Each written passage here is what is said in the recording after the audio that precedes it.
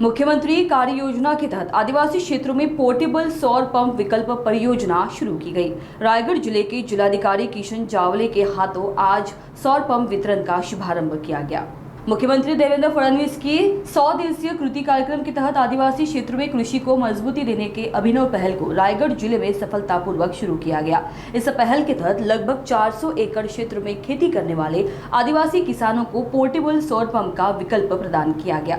ये portable pump आज जिला अधिकारी किशन जावले द्वारा प्रतिनिधि के रूप में किसानों को सौंपे गए। इस मौके पर जावले ने विश्वास व्यक्त किया कि इससे किसानों के जीवन स्तर में परिवर्तन आएगा।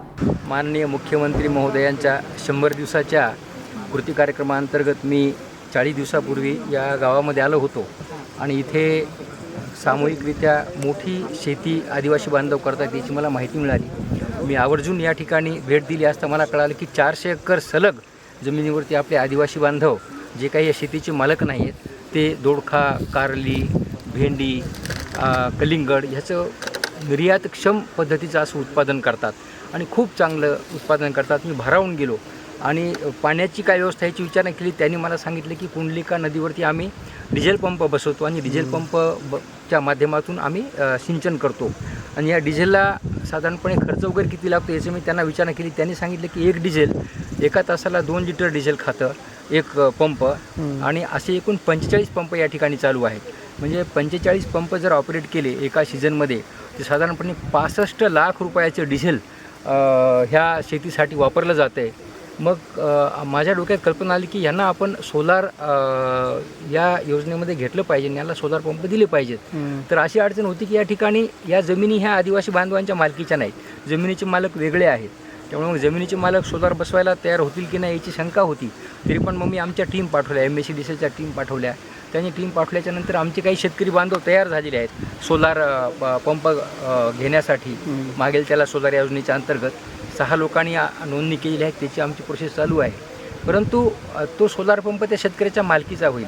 आमचे आदिवासी बांधव युवक बांधव आहेत तर ते आज या शेतकऱ्याकडे करतात, उद्या त्या शेतकऱ्याकडे करतात, परवा दिवशी आणखी चौथ्याकडे करतात।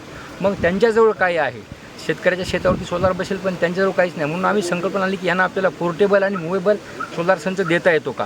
म्हणून मग मी आमचे अभिजित धर्माधिकारी आहेत सोलारमध्ये काम करतात त्यांना विनंती केली की तुम्ही असं काय पोर्टेबल डिझाईन करता का की त्यांना त्यांचं ते सोलार सेट पूर्ण एका ठिकाणाहून दुसऱ्या ठिकाणी घेऊन जाता येईल। तर त्यांनी मग हा सोलार सेट डिझाईन केला आणि तो मोल्डेबल आहे, एका ठिकाणी जमा होतो आणि त्याला ट्रॅक्टरबाजी लावून एका ठिकाणाहून दुसऱ्या ठिकाणी घेऊनच जाता येते। अशा पद्धतीने आज आम्ही हे सोलार सेट जो आहे पोर्टेबल त्याचं या ठिकाणी आज टेस्टिंग केली। एकदम चांगलं पाणी येते 5 HPचं आणि आता हा सोलार सेट एक सुरू झाला, आणखी परत एक 4 दिवसामध्ये येऊन जाईल। ते साधारणपणे या 400 एकर बागेला 45 डिझेल पंप जे काम करतात आणि ते एका सीझनला 65 लाख रुपयाचे डिझेल वापरतात।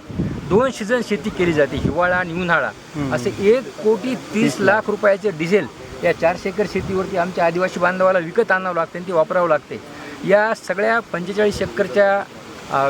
400 एकरच्या 45 डिझेल पंपला जर आम्ही रिप्लेस केलं सोलारमध्ये तर 1,30,00,000 रुपये आमच्या आदिवासी बांधवांची आणि शेतकऱ्यांची नेट बचत होणार आहे। तेवढा त्यांना वार्षिक जो आहे तो फायदा होणार आहे आणि ह्या सोलारमुळे जे पोल्युशन होणार आहे डिझेलच्या कंबशनमुळे तर ते पोल्युशनला सुद्धा आळा बसणार आहे। ऑर्गॅनिक कार्बन म्हणजे कार्बनचा निर्मितीचा प्रश्नही येणार नाही।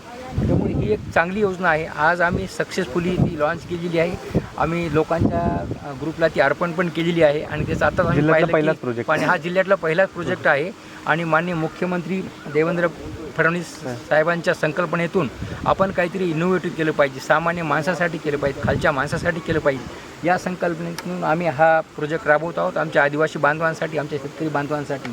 आमचं आता असं याच्यातून आहे की आपण त्यांना साधन निर्माण करून देऊ, ते त्यातून उत्पादन काढतील आणि देशाला संपन्न करतील।